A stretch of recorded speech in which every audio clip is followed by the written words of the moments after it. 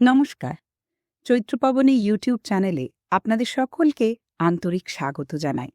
বাংলা ও বিশ্বের বিভিন্ন ভাষার সাহিত্য ভাণ্ডার থেকে নির্বাচিত ক্লাসিক গল্প, হাস্যরস, মানবিক কাহিনী এবং কালজয়ী সাহিত্যকর্ম নিয়মিত আপনাদের সামনে তুলে ধরাই আমাদের প্রয়াস।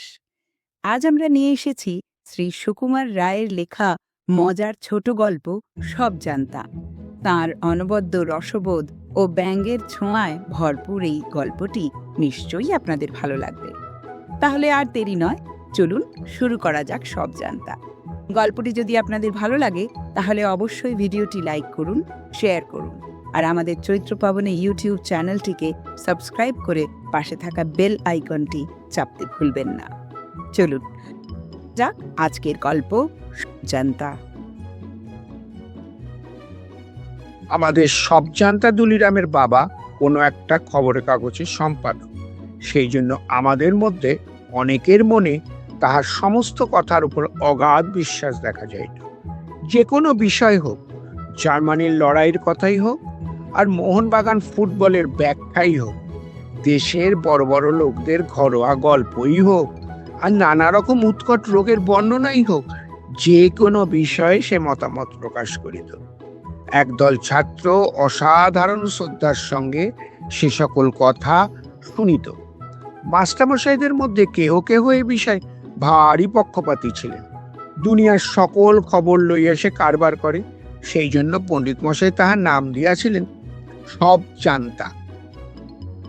আমার কিন্তু বরাবরই বিশ্বাস ছিল যে সব জানতা যতখানি পাণ্ডিত্য দেখায়, আসলে তার অনেকখানি উপর চালাকি।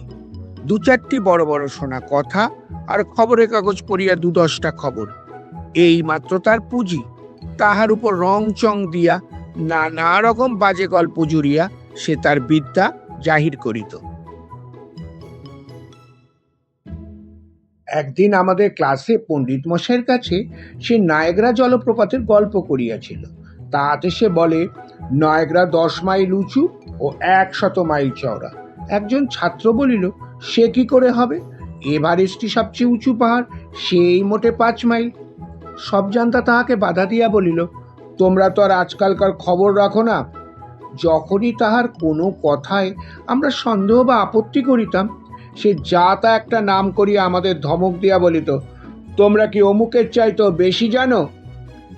আমরা বাহিরে সব সহ্য করিয়া থাকিতাম, কিন্তু এক সময় রাগে গা জ্বলিয়া যাইত। সব জানতা যে আমাদের মনের ভাব বুঝিত না তাহা নয়, সে তাহা বিলক্ষণ বুঝিত এবং সর্বদাই এমন ভাব প্রকাশ করিত যে আমরা তাহার কথাগুলো মানি বা না মানি, তাহাতে তাহার কিচ্ছু মাত্র আসা যায় না। নানা রকম খবর ও গল্প জাহির করিবার সময় সে মাঝে মাঝে আমাদের শুনাইয়ে বলিত, অবশ্য কেউ কেউ আছেন যারা এইসব কথা মানবেন না, অথবা যারা না পড়েই খুব বুদ্ধিমান, তারা নিশ্চয়ই এসব কথা উড়িয়ে দিতে চাইবেন ইত্যাদি। ছোকরা বাস্তবিকই অনেক রকম খবর রাখিত, তার উপর তার বলচালগুলো ছিল বেশ ঝাঁঝালো রকম, কাজে আমরা বেশি তর্ক করিতে সাহস পাইতাম না। তারপর একদিন ঠিকক্ষণে তাহার এক মামা ডেপুটি ম্যাজিস্ট্রেট হইয়া আমাদের স্কুলের কাছে বাসা লইয়া বসিলেন। তখন আর সব জানতাকে পায় কে, তার কথাবার্তার দৌড় এমন আশ্চর্য রকম বাড়িয়া চলিল যে মনে হইতো বুঝিবা তাহার পরামর্শ ছাড়া ম্যাজিস্ট্রেট হইতে পুলিশ পেয়াদা পর্যন্ত কাহারও কাজ চলিতে পারে না। স্কুলের ছাত্রমহলে তাহার খাতির ও প্রতিপত্তি এমন আশ্চর্য রকম জমিয়া গেল যে আমরা কয়েক বেচারা, যাহারা বরাবর তাহাকে নানা রকম ঠাট্টা বিদ্রুপ করিয়া আসিয়াছি, আমরা একেবারে কোণঠাসা হইয়া রইলাম। এমনকি আমাদের মধ্য হইতে 2-1 জন তাহার দলে যোগ দিতে আরম্ভ করিল। অবস্থাটা শেষটায় এমন দাঁড়াইল যে স্কুলে আমাদের টেকা দায় হইল। 10টার সময় আমরা কাচুমাচু মুখ করিয়া ক্লাসে ঢুকিতাম, আর ছুটি হইলে সকলের ঠাট্টা বিদ্রুপ হাসি তামাশার হাত এড়াইবার জন্য দৌড়িয়া বাড়ি আসিতাম। টিফিনের সময়টুকু হেডমাস্টার মশাইয়ের ঘরের সামনে একখানা বেঞ্চের উপর বসিয়া অত্যন্ত ভালো মানুষের মতন পড়াশোনা করিতাম। এইরকম ভাবে কতদিন চলিত জানি না, কিন্তু একদিন একটা ঘটনায় হঠাৎ সব জানতা মহাশয় চারিজুরি এমন ফাঁস হইয়া গেল যে তাহার অনেক দিনকার খ্যাতি ওই একদিনেই লোপ পাইল। আর আমরাও সেদিন হইতে একটু মাথা তুলিতে পারিয়া হাঁপ ছাড়িয়া বাঁচিলাম।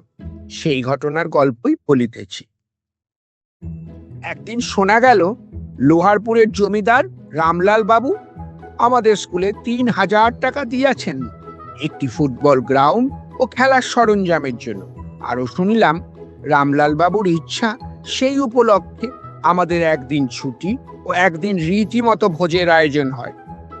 কদিন ধরিয়া এই খবরটাই আমাদের প্রধান আলোচনার বিষয় হইয়া উঠিল। কবে ছুটি পাওয়া যাইবে, কবে খাওয়া হইবে এবং কি খাওয়া হইবে, এই সকল বিষয় জল্পনা চলিতে লাগে।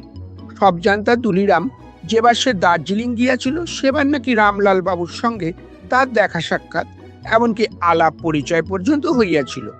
রামলাল বাবু তাহাকে কেমন খাতির করিতেন, তার কবিতা আবৃত্তি শুনিয়া কি কি প্রশংসা করিয়াছিলেন, এই বিষয়ে সে স্কুলের আগে এবং পরে সারাটি টিফিনের সময় এবং সুযোগ পাইলে ক্লাসের পড়াশোনার ফাঁকে ফাঁকেও নানা অসম্ভব গল্প বলিত। অসম্ভব বলিলাম বটে, কিন্তু তাহার চেলার দল সে সকল কথা নির্বিচারে বিশ্বাস করিতে একটুও বাধাবোধ করত না। একদিন টিফিনের সময় উঠোনের বড় সিঁড়িটার উপর একদল ছেলের সঙ্গে বসিয়া সবজান তা গল্প আরম্ভ করিল। আমি একদিন দার্জিলিং এ লাট সাহেবের বাড়ির কাছে ওই রাস্তাটায় বেড়াচ্ছি, এমন সময় দেখি রামলাল বাবু হাসতে হাসতে আমার দিকে আসছেন, তার সঙ্গে আবার এক সাহেব। রামলাল বাবু বলিলেন, তুলিরাম, তোমার সেই ইংরাজি কবিতাটা এবার একে শোনাতে হচ্ছে। আমি এর কাছে তোমার সুখ্যাতি করেছিলাম, তাই নি সেটা শুনবার জন্য ভারী ব্যস্ত হয়েছে। উনি নিজে থেকে বলছেন। তখন আমি আর কি করি, আমি সেই কাসাবিয়াঙ্কা থেকে আবৃত্তি করলাম। তারপর দেখতে দেখতে যা ভিড় জমে গেল, সবাই শুনতে চায়, সবাই বলে আবার করো। মহা মুশকিলে পড়ে গেলাম। নেহাত রামলাল বাবু বললেন, তাই আবার করতে হলো। এমন সময় কে যেন পিছন হইতে জিজ্ঞাসা করিল, রামলাল বাবু কে? সকলে ফিরিয়া দেখি একটি রোগা নিরীহ গোছের পাড়া গায়ে ভদ্রলোক সিঁড়ির উপর দাঁড়াইয়া আছেন। সব জানতা বলিল, রামলাল বাবুকে তাও জানিস না? লোহারপুরের জমিদার রামলাল রায়। ভদ্রলোকটি অপ্রস্তুত হইয়া বলিলেন, হ্যাঁ, তার নাম শুনেছি। সে তোমার কেউ হয় নাকি? না, কেউ হয় না, এমনি খুব ভাব আছে আমার সঙ্গে, প্রায় চিঠিপত্র চলে। ভদ্রলোকটি আবার বললেন, রামলাল বাবুর লোকটি কেমন? সব জনতা উৎসাহের সঙ্গে বলিয়া উঠিল, চমৎকার লোক, যেমন চেহারা তেমনি কথাবার্তা, তেমনি কায়দা দুরস্ত। এই আপনার চেয়ে প্রায় আধাত খানেক লম্বা হবেন, আর সেই রকম তার তেজ। আমাকে তো তিনি কুস্তি শেখাবেন বলেছেন, আর কিছুদিন থাকলেই ওটা বেশ রীতিমতো শিখে আসতাম। ভদ্রলোকটি বললেন, বলো কি হে, তোমার বয়স কত? আগে এইবার 13 পূর্ণ হবে। বটে, বয়সের পক্ষে খুব চালাক তো, বেশ তো কথাবার্তা বলতে পারো। কি নাম হে তোমার? সব জানতা বলিল, দুলিরাম ঘোষ। রণদাবাবু ডেপুটি আমার মামা হন। শুনিয়া ভদ্রলোকটি ভারী খুশি হইয়া হেডমাস্টার মশাইয়ের ঘরের দিকে চলিয়া গেলেন। ছুটির পর আমরা সকলেই বাহির হইলাম। স্কুলের সম্মুখে ডেপুটি বাবুর বাড়ি। তাহার বাইরের বারান্দায় দেখি সেই ভদ্রলোকটি বসিয়া দুলিরামের ডেপুটি মামার সঙ্গে গল্প করিতেছে। দুলিরামকে দেখিয়া মামা ডাক দিয়া বলিলেন, দুলি, এদিকে আয়, একে প্রণাম কর, এটি আমার ভাগ্নে দুলিরাম। ভদ্রলোকটি হাসিয়া বলিলেন, হ্যাঁ, এর পরিচয় আমি আগেই পেয়েছি। দুলিরাম আমাদের দেখাইয়া খুব আড়ম্বর করিয়া ভদ্রলোকটিকে প্রণাম করিল। ভদ্রলোকটি বলিলেন, কেমন, আমায় তো তুমি জানোই। দুলি বলিল, আগে হ্যাঁ, আজ স্কুলে দেখেছিলাম। ভদ্রলোকটি আবার বলিলেন, আমার পরিচয় জানো না বুঝি? সব জানতা এবার আর জানি বলিতে পারিল না, আমতা আমতা করিয়া মাথা চুলকাইতে লাগিল। ভদ্রলোকটি তখন বেশ একটু মুচকি মুচকি হাসিয়া আমাদের শুনাইয়া বলিলেন, আমার নাম রামলাল রায়, লোহারপুরের রামলাল রায়। দুলিরাম খানিকক্ষণ হা করিয়া দাঁড়াইয়া রইল, তারপর মুখখানা লাল করিয়া হঠাৎ এক দৌড়ে বাড়ির ভিতর ঢুকিয়া গেল। ব্যাপার দেখিয়া ছেলেরা রাস্তার উপর হো হো করিয়া হাসিতে লাগিল।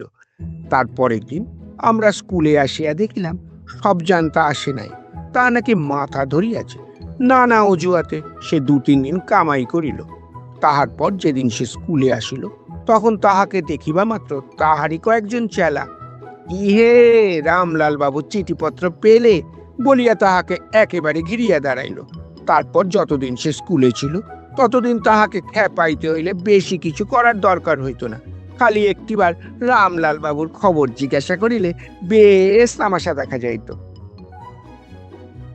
রাহুল সেন পঠিত, সুকুমার রায় রচিত এই রম্য রচনাটি নিশ্চয়ই আপনাদের শুনতে ভালো লেগেছে। যদি ভালো লেগে থাকে লাইক করবেন এবং বন্ধুদের সঙ্গে প্রচুর প্রচুর শেয়ার করবেন। আর আপনাদের কমেন্টের মাধ্যমে জানাবেন আপনাদের গল্পটিতে কি ভালো লেগেছে, আমরা আরো কিভাবে আমাদের প্রস্তুতিগুলি ভালো করতে পারি। আজ আসি, আগামীতে আবার হাজির হব এরকমই সুন্দর কিছু গল্প নিয়ে। নমস্কার।